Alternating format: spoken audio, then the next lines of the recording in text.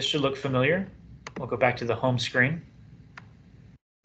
And what I tend to do for the MVS demo is the same as the PCS demo.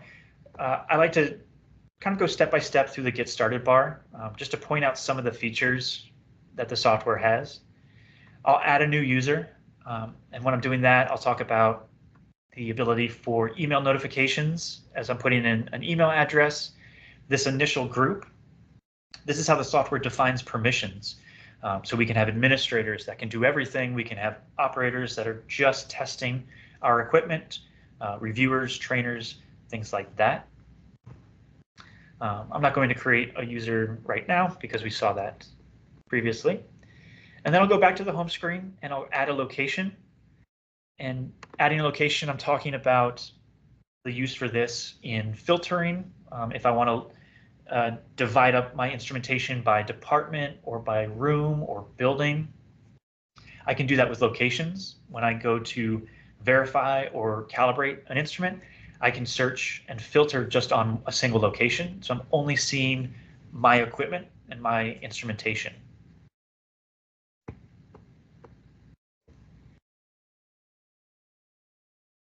Back at the home screen, I will skip adding an instrument. As part of the demo, I should have already done that. I will add a device though.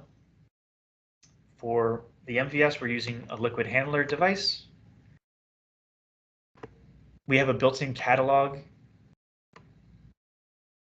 of manufacturers and models.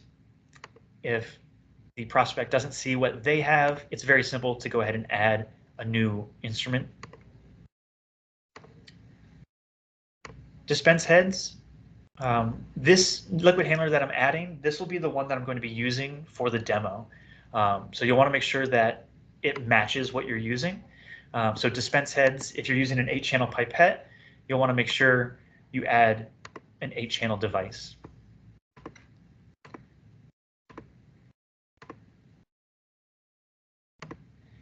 After I've added a liquid handler, I'll create a plan. So liquid handler verification.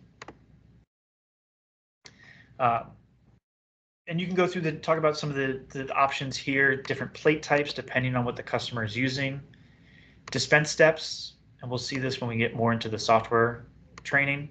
I'll usually add 2 volumes to begin with. Even if I'm just testing one, I'll just do this to show the prospect that you can have multiple dispense steps of different volumes. If you need to, you can remove a step from that volume or from that plan. So I'm going to skip making a plan right now and then go back to the home screen. Depending on timing, you can create a schedule. It's the same process as the PCS. Very simple.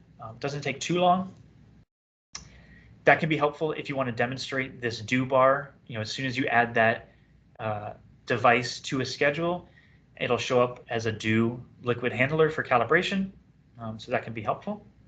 What I'm going to do for today is we'll just go ahead and do an ad hoc liquid handler verification just to show the process. So I'll select a device, one that I've added, and then a verification plan.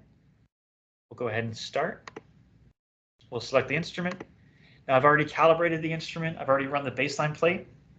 So the first thing it's going to have me do is scan my solutions. So QualAssure A. It'll have me scan the diluent bottle. And then the verification plate. So this is the device I'm using to simulate a liquid handler, just a matrix Wellmate. So instructions on the screen, fill the plate and then shake it. So I'll go ahead and fill the plate with the diluent solution.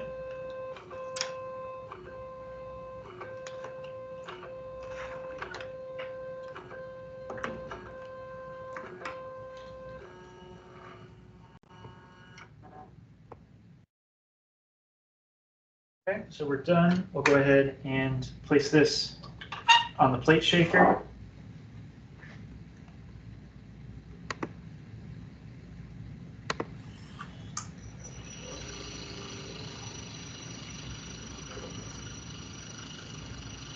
have a rogue droplet. There we go.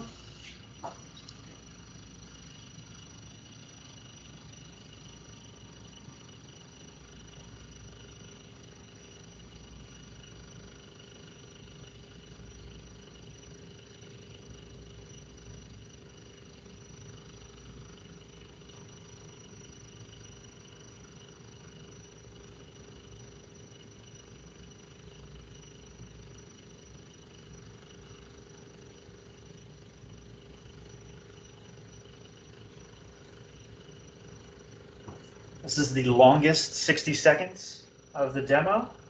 Sometimes I'll talk about that mixing assessment, being able to test the plate before you shake it, and then putting it on the shaker afterwards.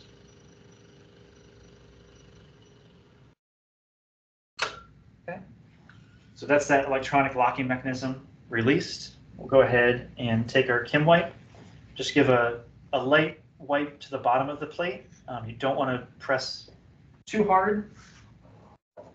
Go ahead and insert the plate into plate reader. There's a little arm. You can't really see it from that angle, but I'll just pull that out, insert the plate, release the arm, make sure it's seated, and then on the software, we'll start the reading.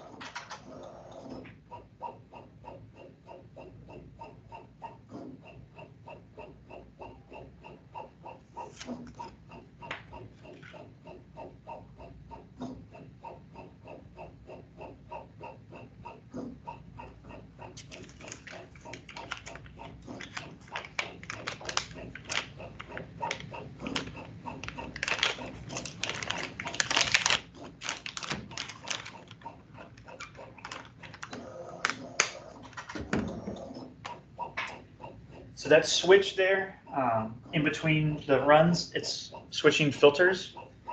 So again, we're reading at 730 nanometers and 520 nanometers.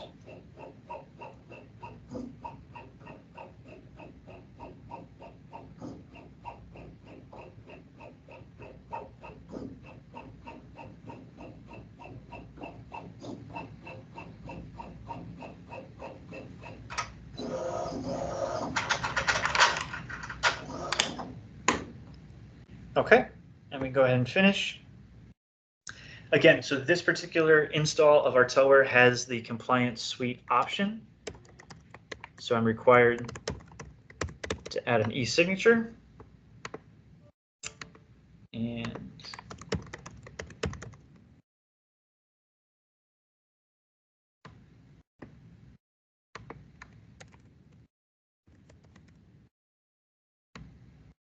there we go. So once you perform the verification, it will take you to the report. And I'll just briefly go through this with the prospect or with the attendees. So this particular one failed, and that's fine for a demo. I'm not worried about that. If anything, it gives me an opportunity to show off what it looks like for a failing report. So channel statistics, we can see some of these channels were over delivering. This one's pretty bad, number 6. So we'll need to take a look and maybe do a PM or something like that. Dispense order, we can see kind of as we dispensed if there's any trending. And then we have the overall plate here. We can see all of these, all of the volumes, the individual volumes. There's also the ability to show a heat map. I'll usually demonstrate that as well. Just so customers can see kind of the visualization of that data. Same as the PCS report, we've got all of our materials and the instrument that was used. Definitely, if you're going to be performing a demo, practice it a couple times on your own, get the hang for all the connections, making sure the instrument's calibrated, that you've activated the calibrator plate. You can sign into the software. You're comfortable creating users and locations kind of on the fly. But yeah.